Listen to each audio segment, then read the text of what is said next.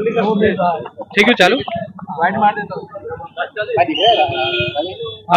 આજરોજ ફરિયાદીની ફરિયાદના આધારરૂપ આરોપી જે બે છે ફરિયાદી મજીદભાઈ શેખ તેમજ આરોપીના રિકન્સ્ટ્રક્શન પંચનામું કરવામાં આવ્યું અને રિકન્સ્ટ્રક્શન પંચનામું કરી અને હાલ અમે પોલીસ સ્ટેશન પરત થઈએ છીએ. કઈ રીતની ધાક હતી, કઈ રીતના એ લોકોનો ખાવ આરોપી અગાઉ પણ એ બે જણા વચ્ચે બનાવ બનેલો હતો. 6 મહિના અગાઉ એ લોકો બે વચ્ચે મારામારીનો બનાવ બન્યો હતો.